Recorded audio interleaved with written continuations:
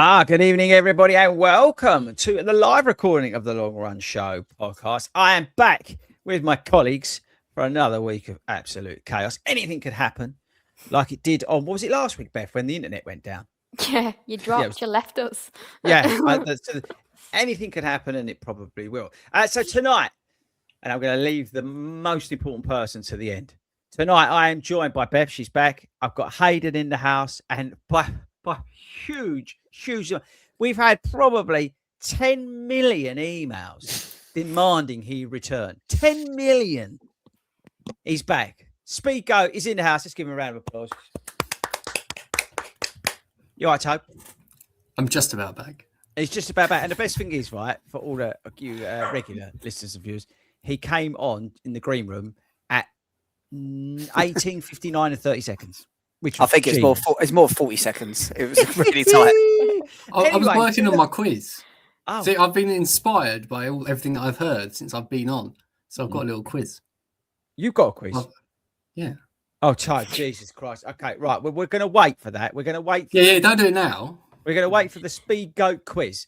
Because tonight we're talking about injury prevention, people. I think actually, and a serious point, it's one of the things as runners that we fear the most, isn't it? I think the trots when you're out running, but injury is your worst nightmare, and it can happen. I'll give you an example. That's why I thought of this for this episode. I was running in London.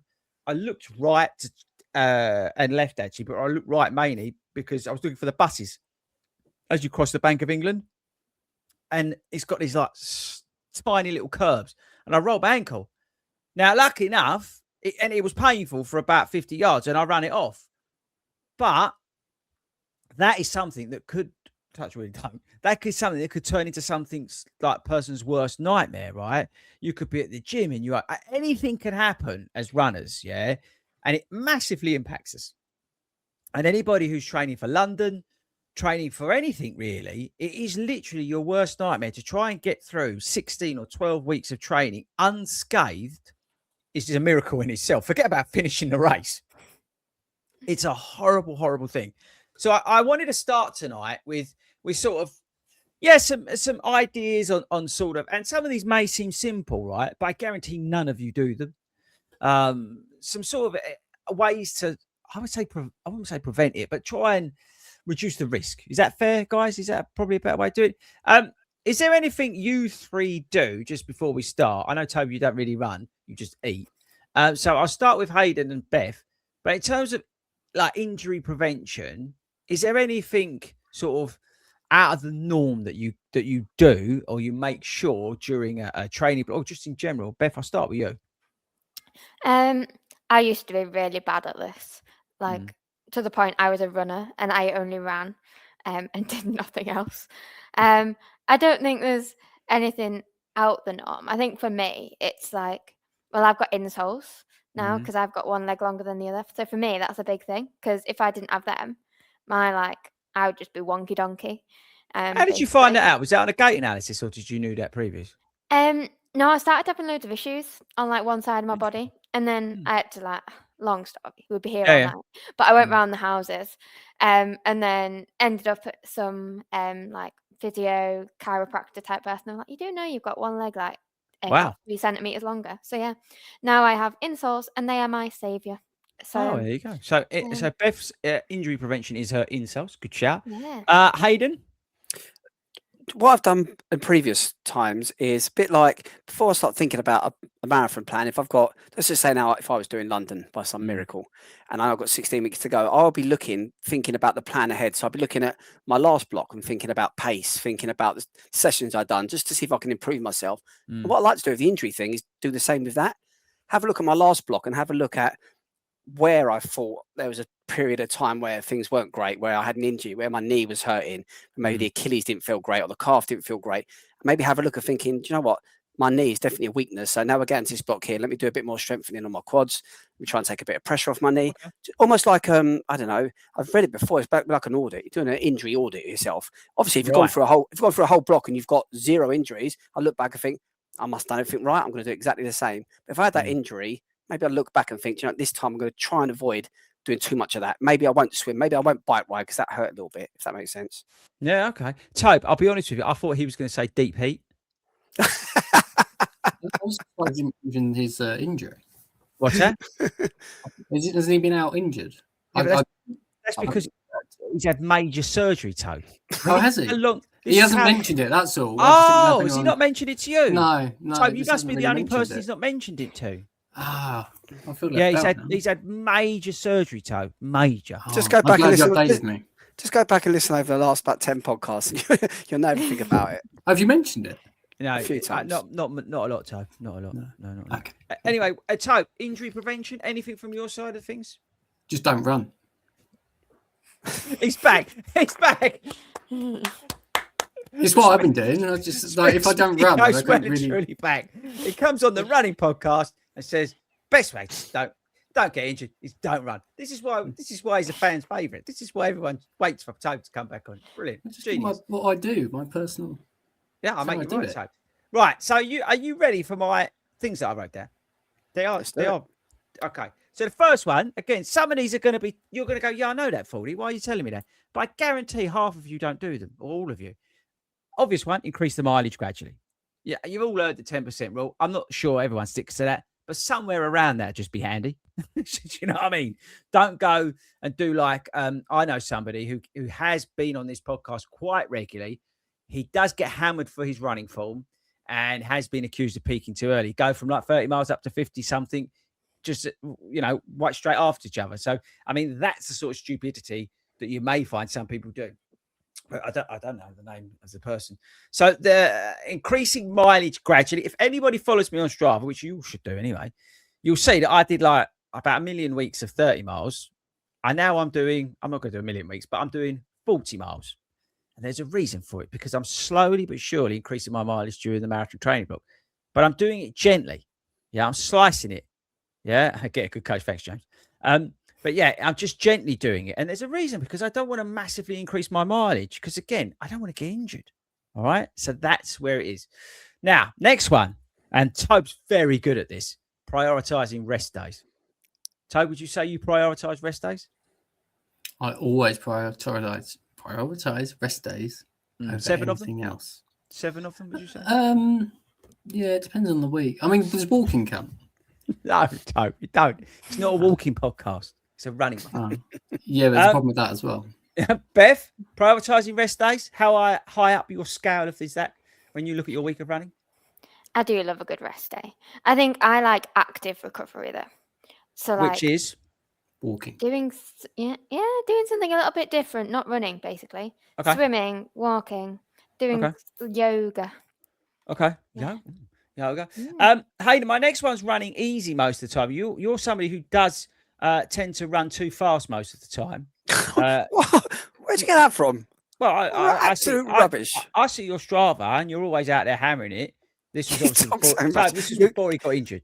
He clearly doesn't follow me. He clearly doesn't follow me on Strava. I don't follow anyone on Strava. Exactly. So how do you know what my runs are? I do loads of easy runs. Absolutely. Yeah. I love a heart rate zone too. All the time. I do loads of it. I do. Yeah, I agree. On my long runs, I do mix it up with a bit of pace, with a bit of target pace work. But a lot of my long runs, I put loads of easier runs in them. 100%, definitely. Now, I think it's easy, obvious, but it's well documented why you should be doing that. It's because if anybody doesn't know, running too hard, it leads to fatigue, right? And then guess what happens? You then get injured. Okay, so that's why there's a lot about that in terms of, the 80-20 rule and all this sort of stuff. But yeah, I think it's pretty much common sense. You don't need to be hammering it all the time. Although saying that, you'll go to any physio and most of the time the injuries like the ITB, the knee issues and all this sort of stuff and stuff from your calves. It's because people are hammering it too much. And they're going too fast, doing too much volume, high intensity, that sort of stuff. That's all it is. We've spoken about strength training, so I'm not going to mention it. I think we all know the benefits of strength training in terms of injury prevention.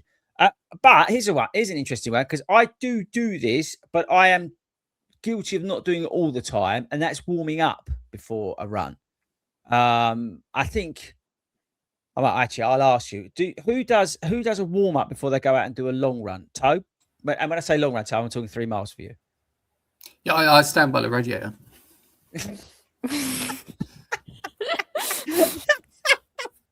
Yeah, brilliant. Bev? Not really. No, I tend to You put don't? loads of layers on, and that's Just about put more it. layers on. Yeah, Or put those layers on the rad that Tobe stands next to. pretty much. Hayden, for a long Yeah. run, do you warm up? For a long one, I don't, but for short run and structure sessions and maybe park run, that absolutely I do. But Yeah. that wasn't my question. Okay, for a long run, no, if you want quick fire, just hammer it out. Okay, no. No, it's true though, isn't it? But why don't we do that? Because really, we should, especially when it's freezing cold. We should be doing some sort of dynamic warm up, right? And that's the thing. We don't, because it's always as time's limited on everything. And you're like, right, I've got to go and do 12 miles today. Last thing you want to be doing is doing leg swings in the lounge and lunges, isn't it? You're just like, oh, sod this, I'm going to go out. But it's true. A warm up does help. Now, I say I don't do them on those, but, you know, like Hayden, on a high effort, 100%, especially races and things like that. And I'll make you laugh. The older I'm getting, the more I feel like I need a warm up as well. It really does feel like it makes a difference. Ignoring small aches and pains. Now, it's something that actually I wrote down because I was talking to some clients this week about some of their plans and things like that. And I said, look, listen to the warning signs. If you start to get aches and pains and that, look, let's have a conversation. But I know people, and myself included, you tend to ignore some of those small aches, and that's what can lead into trouble. I remember with my back a couple of years ago, Toby, you probably remember, I came back from holiday and I was like, oh, that's a bit aching. And I went out one run and I couldn't even walk. I don't even know why I was out there. But it happens, right? And I think it's a common thing because we're runners. We like to run. We just go, oh, that'll be all right at mile 3. And then, you know, 3 weeks later, you're on a physio table. You've done about 150 grand with them and you're no further forward. Do you know what I mean? It's like, that's the thing. What about you, Beth? You're nodding your head like this is something you do routinely. I'm a noddy dog.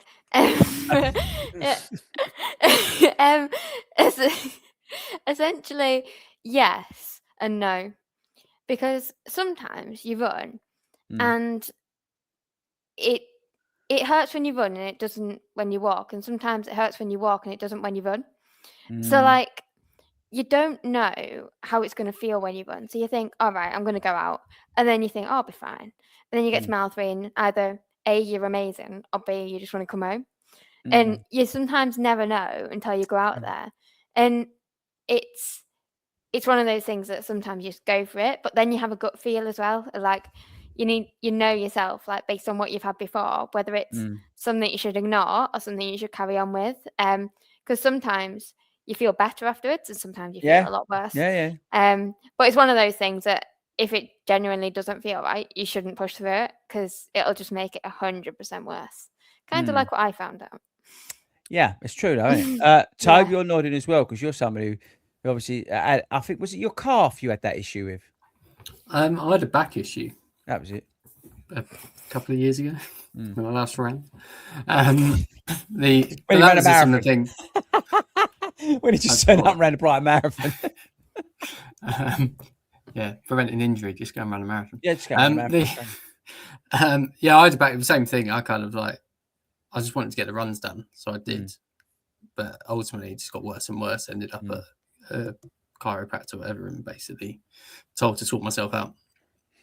Mad, isn't it? It's, I mean, it's difficult because obviously there is a fine line there, isn't there? It's almost like you've got to be careful because obviously whilst you are marathon training, and especially as you're getting closer to marathon day, you are going to start worrying, and more that plays in your mind, you start thinking, oh, does that hurt? Does that hurt? Yeah. If you get to the point where you think, oh, I think my calf hurts, I better stop running. Sometimes that's not the right thing to do. It's difficult. It's interesting. When I had that conversation with, it was 2 clients this week, because long story short, we'd adjusted their pace targets, right? And I said to him immediately, look, firstly, I'm not looking to you to hit this stuff. I'm just want you to try and like look at it and wave at it for a bit. But secondly, if it starts to get too much and you start to get anything that's not normal, then immediately get in touch and we'll adjust. But at the same time I said that, what I said was outside of the normal moans and groans from doing marathon training, because there is an element of that, because you're pushing your body and your mind a lot harder than it usually has. So there is an element of your body's going to be moaning. Now, you might actually be overtraining, which is what I was trying to say. But your body's gonna give you some grief back because you're asking it to do extraordinary things. Okay, and there's an element of that which I think what you're saying, Hayden, is that you've got to factor in. But it's when those little, those aches that don't go away, the pain, the sharp pains that don't go away. That's where you got to be. So it was random. I was running up. Finally, I've run up a hill with Ben on one of these long runs that we do. And halfway up the hill, I had the biggest, sharpest pain in my hamstring, and it stopped me dead. And I went, Jesus Christ, what's that? And I was struggling to walk just the next bit. Anyway, finished the run. Didn't think anything else of it. It never came back to me. I think it was the cold, and it was wet as well at the same time. So it's just, where it was struggling to get the blood through it and stuff like that, because the blood's obviously trying to keep me warm. Yeah. And so things like that, I didn't let that stop me. I carried on. Some people, they would have just stopped there and then. You know what I mean? So again, you've got to take a little bit of pinch of salt. But my thing is, if you're ever worried about it, even if it lingers a little bit, and I know it's money, just go and get it checked. Best thing, like, get a physio, go and get it checked. All right. Anyway, this is a good one for Toe. Rotating your shoes, Toe. Now, Toe, we're still waiting for the Vaporfly 2s to come out of the box.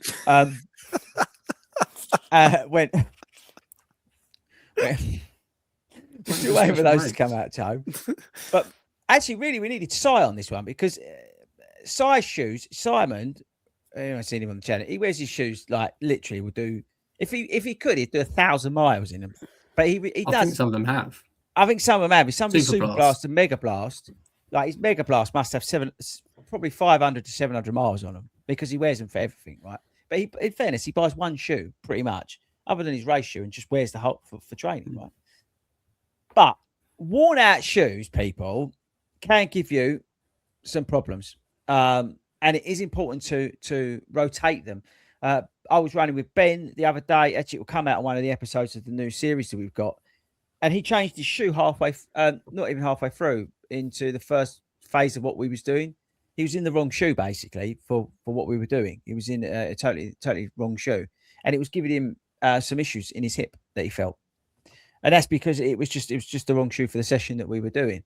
Because he's fine with them when he's doing some faster work, but he couldn't handle that sort of basically my pace, the slower pace that I was running. But it is a serious point because if he'd not listened to that, and we're lucky that we do laps, so we could change stuff as we're going, he could have done some real damage there. Because if we'd done either 18 or 20 miles that day, he could have done some serious damage there, right? And that's the thing, you can't ignore that. Beth, how often do you rotate your shoes around? Do you have a couple of pairs? I have a couple of pairs, yeah. Most of mine are like trail pair, road pair, race pair, that kind of thing. Yeah. So I do tend to like do a couple of 100 miles and then change them. I have them on Strava, and it tells you like because you can link it to a. I'm sorry, but it's really good for tracking because you can link it to your run, and you can tell exactly how many miles that you've done in those pairs of shoes. So. Say what you want, but it's good for tracking purposes. It's not for me. The only thing I track, I tell you, between the three of you, guess what I track? Your sleep. No, where the Burger King motorbike is on a Saturday. Whereabouts where he is coming from Enfield. Toe, I'm being serious. This is something you need to get onto. Have you tried the Enfield Burger King? It is filthy, dirty burgers. It's cold by the time it gets there. No, it's not. It's genius, Toe. I don't know how he keeps it hot. It's like it comes in a fire. But did you get the email the other day? What email? Nays and Fish and Chips is now open Mondays.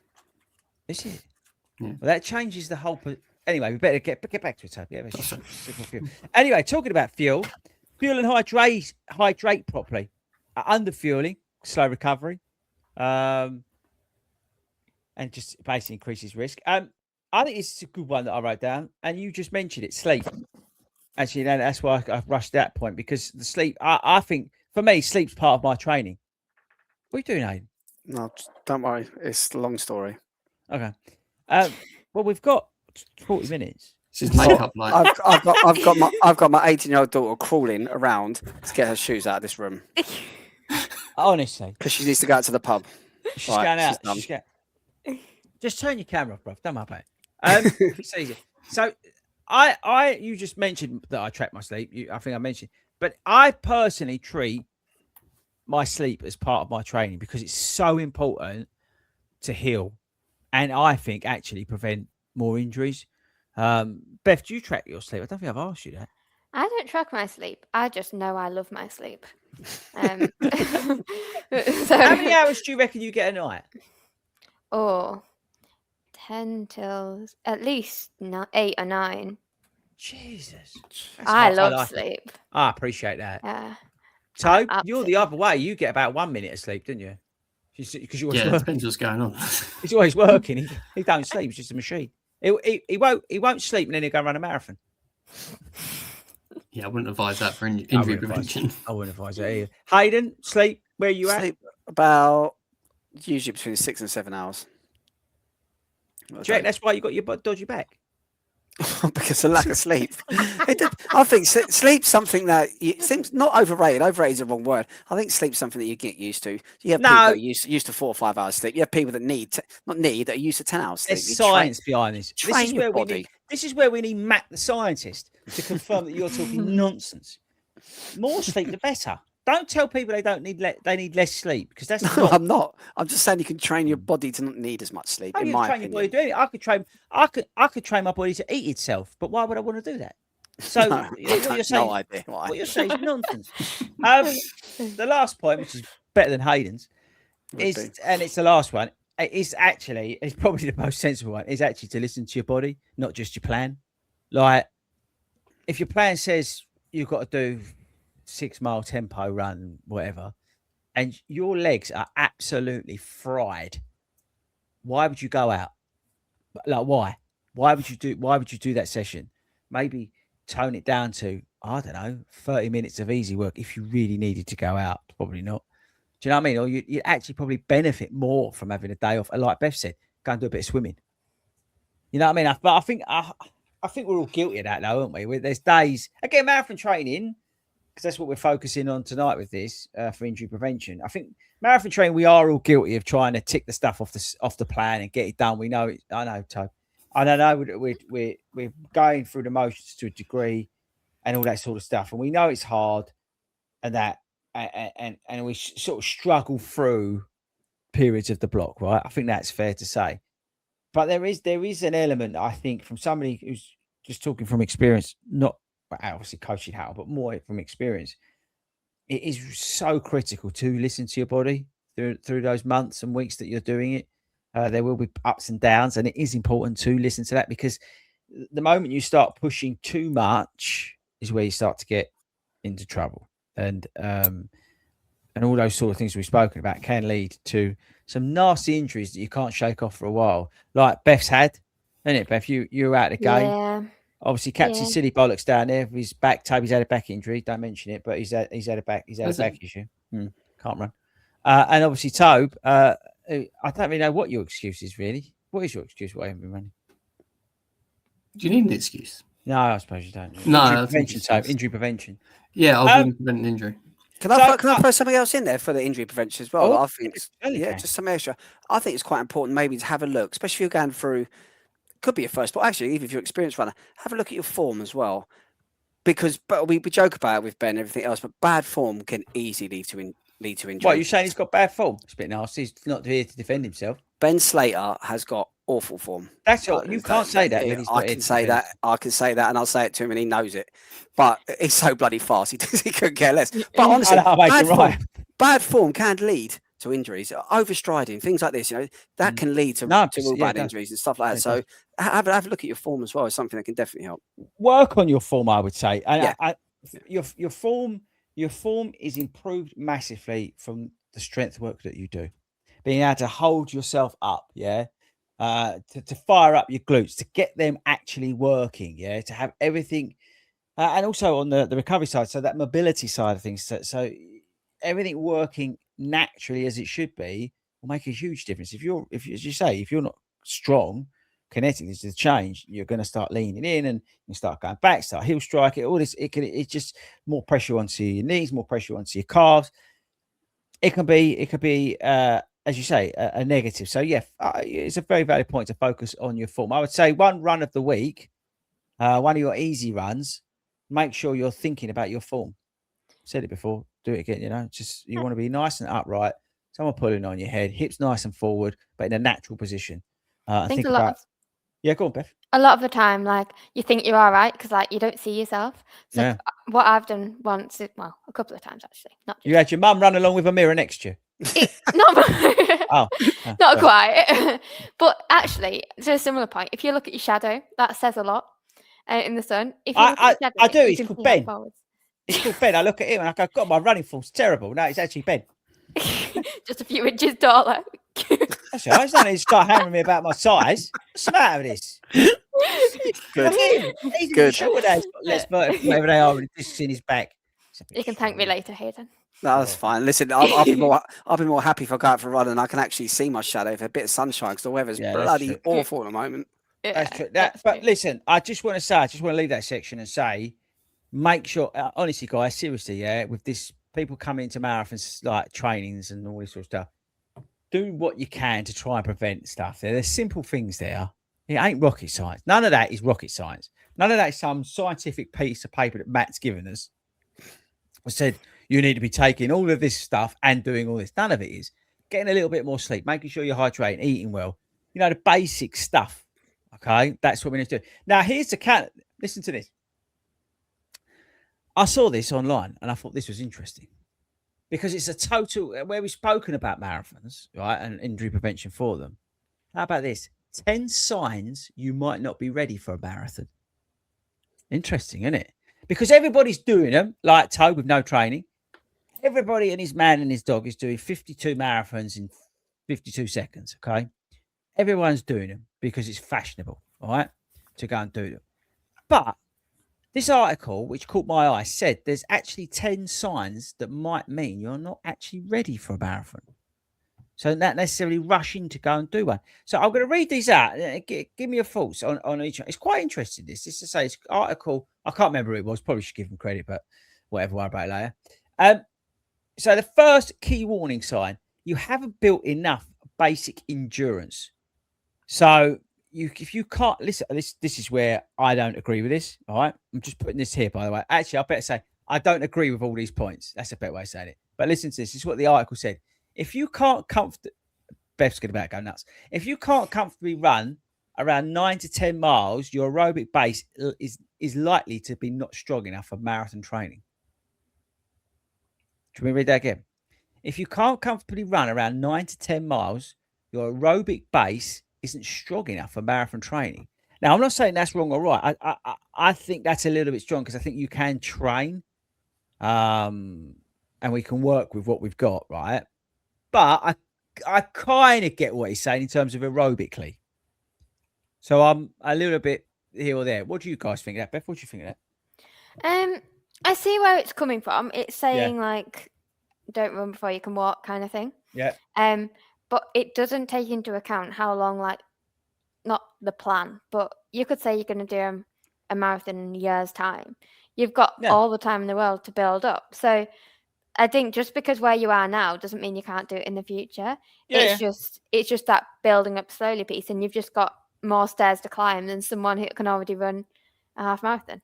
Yeah, true. All right, next one is you're dealing with frequent or ongoing injuries, basically what you said. So this is, and I think this is interesting actually, because you see this a lot on like social media where people are like sharing their lives on there and stuff. Persistent niggles, you see people constantly getting niggles and pains and recurring injuries and stuff like that, and they get worse with high mileage because they're training for like a sub-3 and their last marathon was like 4 hours or something like that. You know, but the point is that if you're somebody who's consistently struggling with niggles and things like that, are you ready to train for a marathon? Hey, I think you have to have a real look at yourself and find out why you're getting these niggles. What are the reasons behind that? Is that a lack of strength? Is that a lack of fueling? Everything we just spoken about before this, like the points you come up with, have a look at them, and then you'll know the why. And if it's just because that's just the way your body's built and you're always going to be like that, then maybe you're not made for marathon training. Maybe you're not ready for it. Not everyone is. Not everyone is. You know, not everyone. Look, right? Sir Mo Farah. Look at Sir Mo Farah. Arguably one of our greatest ever Olympians, yeah? But went up to the marathon distance. He was still really fast, but arguably struggled versus where you'd probably think he would go. because of the amount of mileage, training, and the effort that it all goes into, right? It's a hard thing to train for, people. It's not easy. So you might not necessarily be made for it, because but I think Hayden's right. Persistent niggles, you need to actually look why you're constantly getting them. So constantly tired or not sleeping well, poor sleep and chronic fatigue may mean your body isn't ready. So where are you with that? Does it involve running? Toe, be serious, otherwise you get banned. Okay. I mean, I think that's something, again, you can do, you can build up with, you can get to. If you really want to go and do marathon training, then there's something you can work on probably fairly easy. Obviously, if you've got an underlying condition, chronic fatigue, something like that, then again, it's something you need to really take medical advice on, whether they think that's something that's actually possible or not. I mean, I think a lot of them as well, a lot of the points revolve about what your aim is for the marathon as well. Because obviously, if you want to go out there and do a sub 3, that's one thing. If you want to go and do a 6, 7, 8 hour marathon, that's very different. Yeah, sure. Yeah. This is quite interesting, man. Your life doesn't allow proper recovery. We know how much marathon training can take up. Even if you haven't done one, I think you can see from other people how much it's taking over their lives. Yeah. But within that marathon training, like we've said, you do need time to rest. You do need time to do the mobility. You do need time to do some strength training to make sure your nutrition on point. And like we said, unless your name's Hayden, to sleep as well. If you can't recover, guess what? You can't adapt. So if your life is a busy life, I don't know, you work for the NHS and you're just banged out all the time because they're like absolute heroes of people who work there. You may not have time to do it. And it's a question, isn't it? There's no right or wrong answers here, by the way. But do you have the time to commit to that? Or are you going to be that person who gets to week 10 and those niggles that we've spoken about come because you're not having the time to recover and that sort of stuff? It's not just the time to recover, is it? It's the time to train as well. You have to train properly to be able to run the marathon. Big commitment. It's a massive commitment. There you go. That's the word. It's a massive commitment. Weird one. You're not following a structured training plan already. Running randomly or just when you feel like it often leads to undertraining or overtraining. I get that to a degree, but the article says that you need to be following a structured plan already. I think, to be honest with you, I disagree with that. I think that's total bollocks, really, because actually you find that people strive immediately. You put them into a structured plan, and actually their training accelerates because you put all the jigsaw pieces together for them. Beth, you were about to say something? Sometimes people are just a bit lost, aren't they? Yeah. Like, when you're not aiming for anything, you don't need a plan. Like, you can't put a plan together for nothingness. Yeah. So, just going from nothing to a plan, I don't see an issue with that. No, and as I said to you, I think it can lead to strong results, actually. Haven't practiced fueling before you start training for a marathon again. I don't think that's a big red flag. A reason why you wouldn't be ready to train for a marathon. I think everybody can practice fueling if they haven't been training before. Do you know what I mean? I know there's a lot of worry about it. There's a lot of skepticism. We opened the show talking about like the nightmare that is like injuries and stuff, but also getting the trots. There's a lot of fear out there around that sort of stuff. But I don't think not practicing fueling something that would hold you back. This is interesting, right? You don't have a backup plan. So like weather, pacing mistakes, gear issues, stomach problems. Having no plan B can ruin your fast race. What do we think about that? Not having a backup plan. So you're not somebody who's able to, I would say, be agile and have different options when marathon training. If you're not somebody who's able to, I'll take like if you're out there and sometimes shit hits the fan, or you go, you not fueled it properly or whatever. Some people literally freeze up and they can't get themselves out of it. It's almost like being adaptable, isn't it? You've got to train yourself. Adaptable. You're the sort of person that can just, if you're going out for a long run and you do feel a niggle and you're doing it at a pace, you think to yourself, I need to relax this down now, go down to a slow run, adapt my run. Or if you, as you said earlier on, if you're going out for a 21k run and you get to 10k, 11k, you're just so knacky, not feeling it, stop it. Just, calm down, just adapt what that training plan is. And if you can't do that, you haven't got the ability, where you're a person that says, this is my run, I've got to do it no matter what the consequences, then maybe you're not ready for for a marathon. It's quite an interesting. Oh yeah, go on, Beth. Sorry. It's kind of interesting what you said, Hayden, because there's sometimes when you can't adapt. So say you were training during winter for a marathon and all your runs were in like sub-zero temperatures. Then suddenly you went abroad and did one that was in like 20, 30 degree heat. It's kind of, that situation is almost not uncontrollable, but how do you adapt to that situation when you can't physically adapt unless you put a treadmill in the sauna at home? Just in case, I hear you. Yeah, no, you're right. So, This is an interesting one. You're losing weight or intentionally under fueling, and then starting marathon training within a calorie deficit, because that does lead to injury risk or slows recovery, or your immune system gets hit. And I'm somebody who suffered from that in Chicago. I got sick at the start because I was in a calorie deficit. I wasn't fueling enough. So if you're somebody who's trying to lose weight and intentionally under fueling, should you then go into a marathon training? It's interesting. I had a conversation with somebody today about this, and in retrospect, I shouldn't have done that, and I learned from that. Yeah, and when I started this block, from where I was in a calorie deficit, I've neutralised that. And found Burger King. It's a hero move. So from Enfield, they live from Enfield. I think it is, but on that point as well, it's that. Yeah, I wouldn't say you're ready to train for a marathon if you're trying to do other things such as lose weight and calorie deficits. Yeah. You want to do that. You can still run during that period, that help, but that's not your time to start marathon training. I don't think people realise that afterwards. Sorry to cut across you. I don't think people realise how hard it is. Like because of, as I said, because of social media showing. And this is not digging anyone out. I'm really not trying. I'm not doing that at all. But because of the popularity of doing that on social media, which is great, it can be seen to be, well, everyone can train it. It's really easy. I'm telling you now, somebody who's done a lot of them, every one of them's bloody hard. It really, really is. It's not easy. And if you're somebody who's doing 3 runs a week and you're balancing life, family, whatever, as well as doing those 3 runs a week, I'm telling you now, that's going to feel like a mountain you're trying to climb. It's really, really hard. So, yeah. This is another one which was total nonsense. You've never raced before. Racing experience teaches pacing, nerves, logistics. That's a load of old talk. I'm not even going to give that the time of day. And I kind of like this one because it's antagonistic. The motivation is mainly about proving something that says that says actually you're not ready for a marathon, because training driven by pressure, ego leads to burnout rather than long-term progress. So, hey, why are you shaking your head? No, it's a load of old crap, innit? So you got this again to come down to motivate. You might set yourself a target and think, do you know what? I want to run that marathon. I'm going to do it. Does that mean you're egotistical? Does that mean you're not ready for marathons? You're doing it for ego reasons? You are quite egotistical, hey. I would say that. Yeah. Stop relating things back to me. I'm not even running. I'm not saying anything. Toby's not running. Toby's not running. Why? Why are you running, Hayden? Because I'm not allowed to. I'm under strict orders.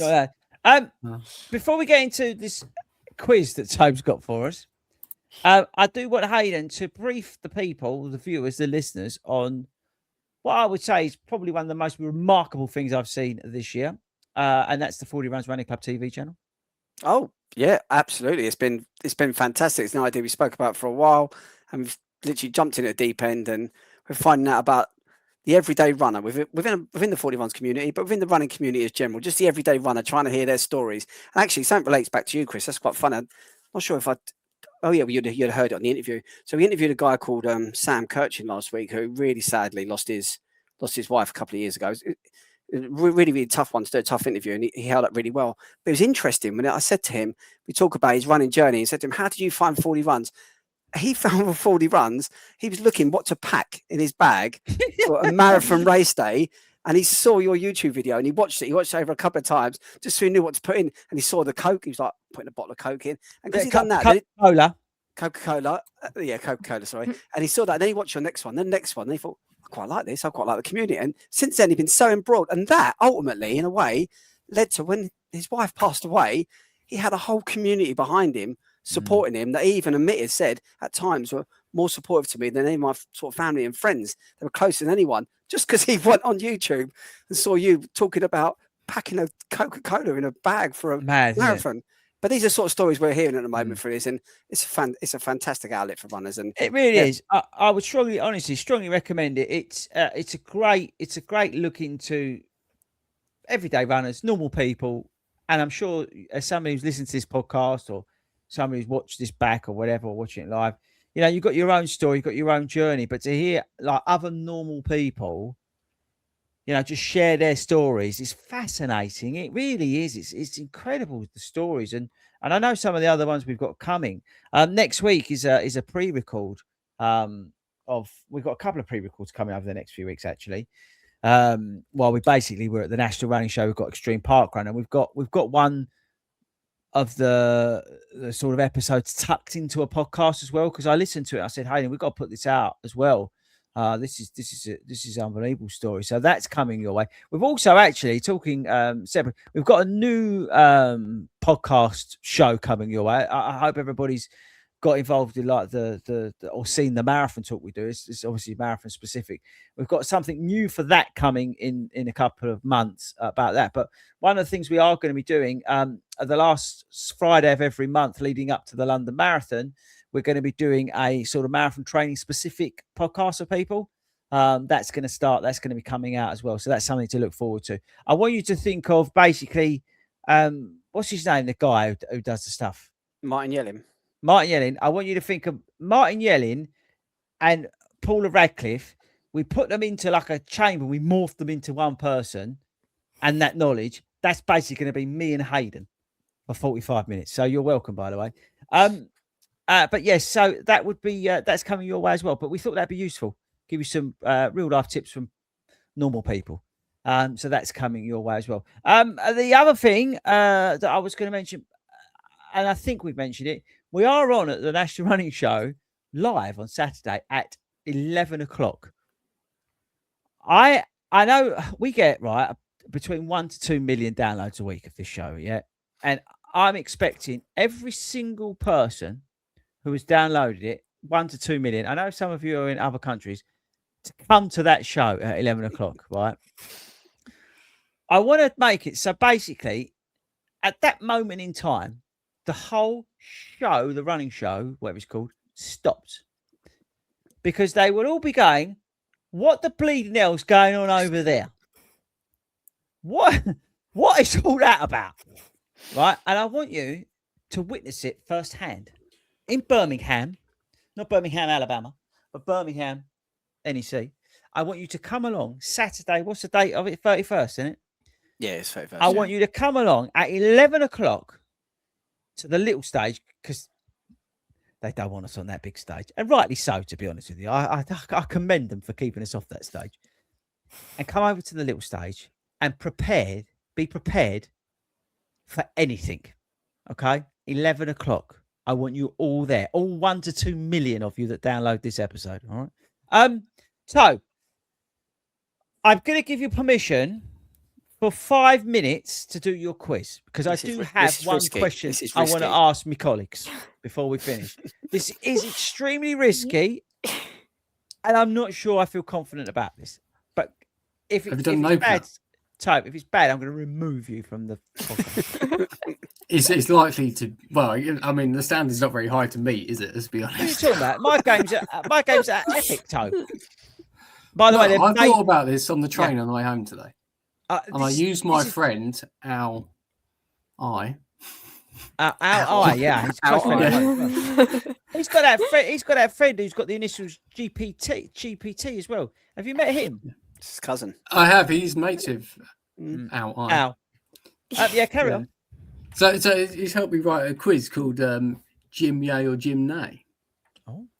I thought it's a pretty good name, to be fair. I like it. Because I've realised you've been in the gym a lot recently. No, but is this Jim as in JIM, like somebody I may meet at Burger King when I'm ordering my double XL Whopper, or is this Jim as in? Yeah, whatever that was. I don't really know what you were doing. That's me. I noticed you've been in the gym quite a bit. Yeah, and we were talking about injury prevention. So Jim's help injury prevention, and Hayden might need some of this because apparently he hasn't been running. Why? Why has he not been running? I don't know, but it's something I learned today. Oh, okay. So I've got a nice list here How long's this, Toby? You only got 5 minutes for this. Yeah, this quick fire, right? So you've Oh, got okay. to say yay or nay. Is this an official gym? Can I just say what do you call them in a gym? something? I've never really been. This is how much I love Toby. He's a genius. What I think now, every person, once a week, one of the hosts has to come on with a game. I think it's brilliant. We can have a section at quarter to 8 of the game, and that means I don't come up with any of them, although mine are quite good. You'll have to have a go still as well. Am I allowed to cheat, by the way, at this? I mean, if you want to ask your mate GPT, you can. Yeah, but I he's a don't good because friend this of is quick fire, right? Okay, So right. basically, I tell you a gym. What is it? A move thing? I don't know. Type, Exercise. Let's go exercise. If you watch my latest video, you'll see that I have no clue what I'm doing in the gym. I'm doing all the exercises wrong, which I admit in that video, and I don't know what I'm doing, but I still put it out anyway because people ask for it. But I have no. I've done quite a lot in my gym recently. Have you? I put a 75-inch screen in it and You're a right. sound system. Well done. The machines are still unplugged. Are they still done? Yeah, I was going to say there's still. Well, I haven't got enough plugs for the TV and the treadmill. So TV. Oh, you have to prioritise these things, so it's got to be prioritised. Yeah, go on, carry on. It's getting used. Right, so you've got to basically say yay or nay. Is Yay it or an, nay. is Right, it do you want an actual- intro? Yeah. Do you think you deserve one? Yeah. I don't know whether we've got a yay or nay intro. No, but let's just use this one.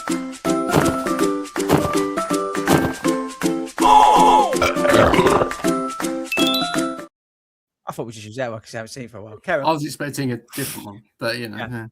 So we start easy. The Anderson squat. Yay or nay? Was you thinking of this one? True or false? Was that one you? It's a bit closer because yay and nay. True. Yeah, false, but the I other think. one's anyway. got better Anderson. right now. Anderson. Look, people are getting bored. Anderson squat. Yay or nay? Nay. Nay. Nay. It's a yay. We sound like horses. I said nay because Hayden said Right. nay. I said nay because you Don't did. be a sheep. Don't follow them. Right. Guillotine row. Guillotine row. Come on. A what? Quick fire. Guillotine row. Nay. Nay. Yay. It's a nay. Oh. Copenhagen plank. Yay. Yay. Nay. Yay. Yay. Yay. The Viking split squat. Nay. Nay. Nay. Nay. Do you have to Meadow wear a row. helmet to do that one? What? The meadow row. The what? Meadow Toby, row. not pronouncing row. right. That's a nay. Meadow row. No, I'll go nay because Hayden looks confident. And I'll go nay because then you said nay. That's a yay. Oh, The lumberjack chop. A what? Lumberjack chop. A lumberjack chop. Chop. Yay. I've sounds never cool. seen an axe in there, so no. Oh, quick Although I'd fire. like to take one in. Yay. Quick fire. Come on. Yay. No, yay, no, nay. It's a yay. The Hobbit hammer pull.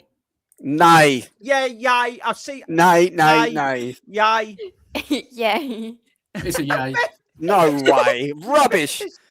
No Yeah. way. The ghost deadlift. Nay. Yay. Yay. Nay. Windshield wiper.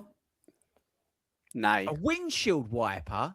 Nay. Sounds weird. I'm going to say yay because that sounds ridiculous. It's a yay. It is a It's a yay. gym machine.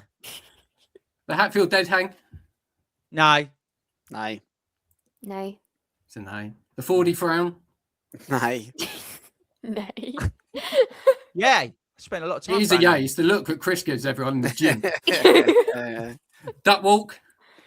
Yay. yay. Nay. It's a yay. The goat press. Nay. Nay. Nay. It's the only move a speed goat does. Hey. The Hayden low bars. Nay. Yay. 100% yay. That's the No. same. You know, those, most people do like pull ups. Yeah. It's the same as that. They're just a lot lower. A lot lower for Hayden, yeah. Yeah. Type, he's even shorter now because he's got less discs in his back. He's had surgery. No, I've had to put a disc put in, so I've got taller. Don't tell lies. Go on. Cyclone curl. A what? Yay. Cyclone curl. I would say yay because Hayden said yay. Yay, because No. Hang on. Sounds weird, I've noticed something here. Beth answers right last. She's see what we say. That's not Barbell helping. rollout. A what? Barbell rollout. A yay. Yay. That's a yay. The Viking push press. You keep saying about Yay. Vikings before. I'm going to go yay because I think they Yay. must be fun. It is a yay. Yeah. I'm You done. have to wear Viking Wow. helmet to do that. Did Tony. you count your scores? Yeah, I'm winning. No. Did you win? Yeah, I won. What do I I win? thought it was a pretty good game. Tope, what do I? Yeah, let's finish. True or false? Speak out version. Is that why it's so quick? Brilliant. But to be fair, you three were captivated during the whole of that. Oh, I loved it. So it's like, you know, when you shine the lights in front of a thing, dear, that's me. When Tope does That'd a be quiz. you, yeah. Brilliant. it was. Hayden's next. He's next. So, Next quiz. guys, no pressure, right? But Speako once again has raised the bar on this podcast. This double award-winning podcast is once. It was come Hayden's back. bar, so He's been retired. He's come back. He's like Tyson Fury. He's been retired. He was world champ. He's come out of retirement. Straight right hook. Hayden's down. Bosh. Have some of that. Hayden, next week. Well, whenever we're back on live, son. You've got some big shoes to fill, bruv. I tell you what. They're fillable. Nice Don't worry. goal. But they They're can't fillable. be abusive towards me. I don't want to see a theme here. Oh, but it's all right to be abusive to me. No one's been. Tobe, has anyone been abusive to him? no. I said I had bet it's small very bars in fair. the gym to get to. There's a No, hobbit move. That's the made truth. up. No. How I made this up. Yeah, So it Al, has to be true. play If Al I's Al done it, Same out. and his mate Greg PT. Question. Back to running. You're welcome. Tobe, that was genius, by the have way. we lost any viewers, Jenna? So we didn't have it in the first place. Remember, 1 to 2 million downloads.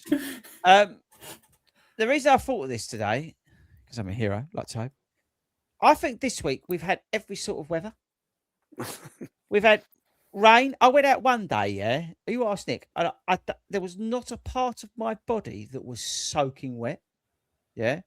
I think actually Wilco went out on the same day, so he can concur. We've had 12 degrees. We've had gale force winds. We've had ice. The only thing we haven't had down here, Beth, not sure, I know you missed it last time, is snow. But genuinely, this week, we've had everything. What is your preferred running weather? I'm going to finish on that. Now, Tobe, this does mean you have to think back to the time you were running. Now, I appreciate the last time you was running was in Sydney, and it was a marathon. Okay? You can't count that. Okay? So think That's about it, pretty Tobe. good I'll come weather, back to you. Because you've just done such a good job with the quiz. I'll come to you last. Beth, in terms of weather, because we like talking about the weather because we're Brits, what's your preferred weather to run and racing? One answer for each. Sun, all the way. I have Raynaud's, so I'm cold. My base temperature is like low. So What, minus give me sun 10? any, pretty much, yeah. Might as well be minus 10. So yeah, give me sun any day. When everyone's like fading away on a race because it's like 20, 30 degrees. I'm just You're loving excelling. life. Yeah. You're like a superhero, actually. You're like a part of the Fantastic Four who's like, instead of like looking like a building or whatever that bloke looks like, you're like Sub-Zero. And then got like a solar panel on my head. yeah, it's amazing. What a cool thing to have. So when everyone's absolutely melting at the end of whatever race, and it's 28 degrees, best running along life. Oi, what's the matter with you lot? Do you know what I mean? Exactly. It's like we So did your Great North sun Run all one. the way. Yeah, we did the Training Great as North well? Run. Yeah, I love it. Just top up the tan on the way. Like you don't have to like be warm. You don't have to put the layers on. You can just go out and then like come back, have a nice lolly, like living life. There you go. That's hero move. Now we know obviously Hayden loves a sunbed. So you can't count that Hayden as part of the weather. How can you count a sunbed as part of the weather? Which is false. You anyway. do. I do not go on sunbeds. I do not go on sunbeds. The only thing I will say, I've definitely been stitched. I honestly think, I don't know, Bethany's been on a different. She's on a different level tonight because I think she just read every single word that I was about to say when you asked that question. I'm exactly the same. Sunshine. Well, you've got this thyroid thing about being cold. It's not thyroid. What was it? I can't remember what it was. Really nice. Raynaud's. The No, I reason haven't. you're cold. The reason you get cold, Haynes, because of your age, where you have to sit with your blanket when you sit by the It is window and about look getting out. cold. I don't like running in the cold. I don't like running. I don't like running in the wet. That's horrible. I just but then I seem to perform quite well in the wet. So when you said there's two elements to this, racing. Well, I prefer racing in the rain, but I've run some really quick races in the rain. But I do prefer that sunshine, that blue sky, and the heat, and just no base layer, just a t-shirt, getting a tan. Oh, all day tight. long. I'm Love it. stopping this here. I know So what you're going to say. he's talking I know what you're absolute gonna say. bollocks again. This is the guy who ran the Chicago Marathon, right? When the elite had to slow down, he was on sub-2 pace in the marathon, got to mile 24, eased off a smidge because it was getting really hot. Hayden's bowling about in his base layer. So don't give me all that bunkum. There's a reason for that. There's a reason for that because no, I agree with you. When it gets to mile 22, 23, 24. Hold your hand. What time did we walk to that pen? It was like 2:00 in the morning. It seemed like it was, and that was cold. It was dark and cold in the morning. I can't be cold starting. I've never, ever. So, have you ever seen a cowboy in a race with a base layer on? No, I don't really know any cowboys. Easy. You're meant to be my mate. So, over to you. So I think they've missed out one really important aspect. You need to be able to run. This is actually serious. What is it, Toe? I don't want it to be windy. Oh, why is that? You don't mind the gentle breeze, which have got to be just a gentle breeze to keep you cool. Low teens, but not like the sun there, but not sunny. Do you know what I mean? So it's warm, but you haven't got that beaming heat on you. You've got that little breeze just to cool you down, but it's not so much of a wind that you're running into it, causing you extra effort. Yeah. Why have you waited till the very end of the show to answer a question really sensibly? It's a really sensible. It's a really sensible, good answer. You've waited all that time for this, Topes. I've been waiting about 2 years. Yeah. I thought we still got another hour. I've got another quiz. I've got another quiz for part 2. What I like is Topes come out of retirement and basically just hammered Hayden for 57 minutes. It's a bit like a dream. I would hope though on the wind thing. I would take rain. I take cold. I take sun. But when it's really, really windy, I don't care for it much. You know what I mean? Especially if you're in the desert and you're getting the blowing. But it's true. The horses don't like it. When was the last time you was in the desert? Christ. A few years ago now, bruv. Showing me age. Should I show you a picture? Say. I shouldn't have asked, should I? No, you should know better. He can't hear us now either, which is even better. Found this up the loft. I don't know if you can see that. You see that, Bev? We can see that, yeah. Can see Look a nice at that. horse. Yeah. Who's that cowboy on the back of that? You're welcome. What's the horse called? It looks like Arizona. It's a horse called Ben. That horse, I don't know what. Because four men horse is called Laredo. That was all. That horse is called Laredo. That horse is called Laredo. Cool, isn't it? The other horse I used to ride a lot was called Yoda. It's true. It's just random questions. Okay, that's related to anything we talk about. I'm not sure what's happened tonight. I think, in retrospect, we added some value for 15 minutes at the front end. I read out an article that basically what I think we confirmed was total bollocks. We did a good plug for the 40 Runs Running Club TV channel. Tobe did I would say, probably one of the best quizzes we've had for a long time on this show. And it's put you lot under pressure. Tobe, we realised that Hayden's actually injured and can't run at the moment. I don't know if you got that. Nobody knew. Nobody knew about that, but that's it. And Beth basically is really smart because she waited till the end of every time we answered one of those questions and answered herself. So I think, I've even realised even more how smart Beth is compared to us thickos here. But yes, so that's it. Wow, what a show. As I said, next week we've got marathon talk, and it is a cracker, isn't it, Hayden? Actually, that marathon talk that we've done. Yeah, it was good. It's not necessarily talking about the world majors or anything like that. It's more of a general chat. We just switched on and went live and recorded it, and we got into some stuff that actually I never expected us to start talking about. So it's quite interesting. Well, it's a good show. I think you'll like that. The following week, we've got the new show about anybody who's training for like the London Marathon. And please share it with other people. There's going to be a lot of value in that that we're going to be talking about. So if you're training for London or Brighton or Manchester or I don't know, Boston or whatever, there's going to be a lot of value in that. So I'd really, really tune in. If you want to send in any questions for that, drop it in hello@fordyruns.com. I've done London a few times, so I'll be able to give you a bit of value on that as well. But again, we're normal people talking about training for these things, all right? And then the following week, which is our third week off, we've got a brilliant podcast pre-record with one of our members, which is a really, really interesting episode. So that's coming your way. So we're not going to see our viewers and listeners now for a couple of weeks, guys, basically because we're busy. Next week, we will see them. We're going to see them live. I'm coming on to that. Shut your face. We're next week. If you are missing the show, wait for it. You can come to Ramsgate, Hayden. What's the name of the park run? Pegwell Bay, the fastest in the UK. Come to Pegwell Bay, whatever it's called, basically Ramsgate, and join us because we're doing an extreme park run down there. Everybody's welcome to come along to that, okay? And then if you're still missing us, you've looked at us and you've gone, wow, there's Beth. She's so smart. You might go, right, I want more of this. So you're going to come along to the National Running Show on the 31st of January, okay, at 11 o'clock. I want a wall of people to turn up, okay? So, like, literally, they have to stop the whole show because there's a health and safety breach because so many people have entered the National Running Show and they can't take any more people because you've all come to see us at 11 o'clock. I can promise you one thing. It will be carnage. And then if you still haven't, well, you just have to wait till we come back. So that's it, people. I think, Tobe, it's been an absolute dream having you back. Hayden, have you enjoyed it? I've loved having him back, every second of it.